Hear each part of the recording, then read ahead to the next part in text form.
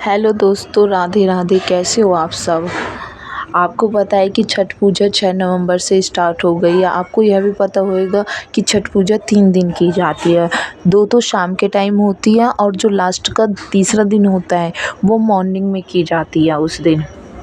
क्या आपको पता है छठ पूजा क्यों बनाई जाती है, किस काल से यह स्टार्ट हुई है, किस राज्य से इसे बनाना इस त्यौहार को बनाया जाता है। चलो जानते हैं आज। छठ पूजा 2024 महाभारत का था। महाभारत के काल में जिस देश के राजा बने कर्ण, वहाँ इस वजह से की थी छठ पूजा जाने। वर्तमान में इस शहर का नाम। महाभारत में कर्ण की छठ पूजा की कहानी। महाभारत काल में सूर्यपुत्र कर्ण को दुर्योधन ने सबसे पहले अंक देश का राजा बनाया था। अंक देश वर्तमान के बिहार के आसपास के राज्यों क्षेत्रों से मिलकर बना देश था। सूर्यपुत्र कर्ण ने जब पहली बार यह छठ पूजा का पर्व देखा तो सूर्य देव को नमन करने वाले इस पर्व को देखकर कर्ण बहुत प्रभावित हुए। इस तरह सूर्यदेव और उसकी बहन छठी माया की संतुष्ट करने वाली छठ पूजा को कर्ण ने भी पूर्ण किया। महाभारत में सूर्यपुत्र कर्ण को महान योद्धाओं में से एक माना जाता है। कर्ण को सूर्यदेव के पुत्र थे जिन्हें कुंती ने जन्म दिया था। कुरुक्षेत्र की रणभूमि पर कर्ण ने अपने पांडव भाइयों को छोड़कर कौरवों का साथ दिया था, लेकिन फिर भी कर्ण ने अपनी धार्मिक आस्थाओं को न छोड़ा और नियम से उनका पालन करते हुए कर्ण पूर्व जन्म में सूर्यदेव के भक्त थे और अगले जन्म में सूर्यदेव के पुत्र बने। यही कारण है कि कर्ण ने सूर्यदेव को नमन करने के लिए छठ पूजा भी की थी। आइए जानते हैं महाभारत में कर्ण द्वारा छठ पूजा करने की कहानी। पूर्व जन्म में सूर्यदेव के परम भक्त थे कर्ण पूर्व जन्म में दंभोदर नाम का असुर था जो सूर्यदेव का परम भक्त था। दंभोदर को सूर्यदेव ने 100 कवच और दिव्य कुंडल का वरदान दिया था। इस कारण दंभोदर को मारना लगभग असंभव था। इस वरदान के मुताबिक जो भी उसका कवच तोड़ेगा उसकी मृत्यु हो जाती, इसलिए कोई भी इस असुर को नहीं मारना चाहता था।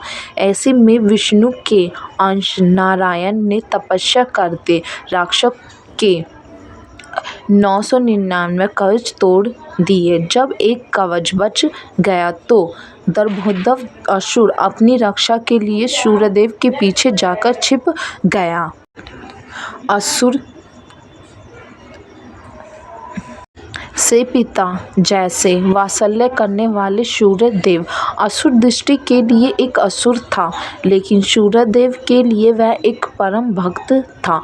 जिस प्रकार एक बालक लोगों से बचकर अपने पिता के पीछे छिप जाता है, उसी तरह दंभोदर भी बालक की तरह सूर्यदेव के पीछे छिप गया। यह देखकर सूर्यदेव का वात्सल्य दंभोदर के प्रति जाग उठा और उन्होंने एक पिता की तरह दंभोदर की रक्षा की और अगले जन्म में दंभोदर को अपना पुत्र बनाने का आशीर्वाद दिया। सूर्यदेव के पुत्र के नाम कर्ण का जन्म हुआ। सूर्यदेव के पुत्र के रूप में कर्ण का जन्म हुआ। कुंती को दूरवश ऋषि ने वरदान दिया कि वह अपने मंत्र शक्ति से संतान को जन्म दे सकती है। कुंती की उम्र बहुत कम थी, इसलिए उनके मन में चंचलता समाई हुई थी। उन्होंने इस वरदान को जांचने के लिए सूर्य मंत्र का जाप किया, जिससे सूर्य शिशु रूप में पृथ्वी पर आया। इस कारण कर्ण को सूर्यपुत्र कहा गया। लोक लाज के डर से कुंती ने इस बालक को नदी में बहा दिया। अंश देश में छठ पूजा को देखकर प्रभावित हुए कर्ण नदी में बहता यह बालक हस्तिनापुर के राजमहल में काम करने वाली राधा और उनके पति को मिल गया। शुरू से राजमहल में रहने के कारण कर्ण कर्ण की दुर्योधन से मित्रता हो गई। दुर्योधन और कर्ण की मित्रता इतनी पक्की हो गई कि जब दुर्योधन ने कर्ण को राजा बनाया तो सबसे पहले अंक देश दिया। कर्ण को अंक देश के पारंपरिक रीति रिवाज बहुत ही पसंद थे। कर्ण ने अंक देश के आसपास छठ पूजा का पर्व भी देखते हुए देखा और छठ पूजा देखकर कर्ण बहुत प्रभावित हुए। जो राज्य कर्ण को दिया गया था वह बिहार के आसपास आता है। ये मतलब जो बिहार है उसमें ही वो आता है, ज़्यादातर ये माना जाता है।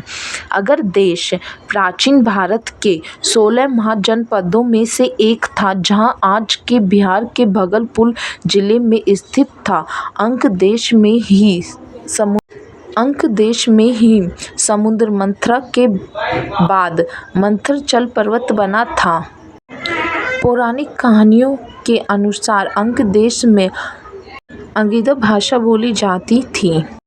तब भागलपुर का नाम अंक से बदलकर भगतपुर कर दिया गया था। वर्तमान में भागलपुर के आसपास के क्षेत्र में अंक देश से शामिल थे। कर्ण ने अंक देश में सबसे पहले छठ पूजा करते हुए देखी।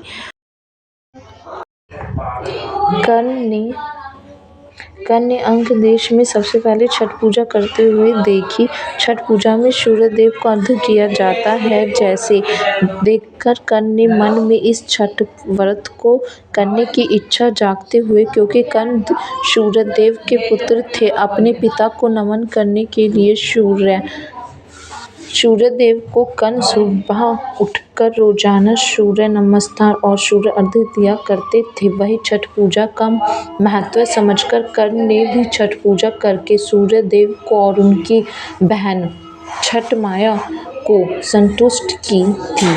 इस तरह बिहार और पूर्वांचल के क्षेत्रों में छठ पूजा लोकप्रिय हुई। आपको पता होगा कि छठ पूजा कैसे क्या है, महाभारत के काल में स्टार्ट किया गया है इसे।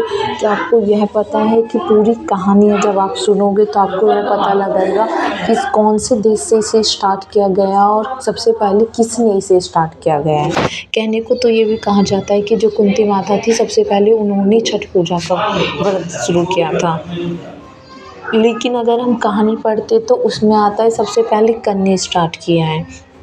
तो जो भी पूर्वज के सबसे ज़्यादा उन्हें पता होएगा, जो भी हमारे बड़े बूढ़े थे, कि सबसे पहले किसने क्या स्टार्ट किया था। मैं चाहती हूँ आप कहानी पूरी सुने, अच्छे से समझे, कि आपको भी पता लगे कि छठ पूजा कैसे किस लिए बनाई जाती है। और जो भी फर्स्ट टाइम इस यूट्यूब चैनल को देख रहा हो तो इसी से सब्सक्राइब करें।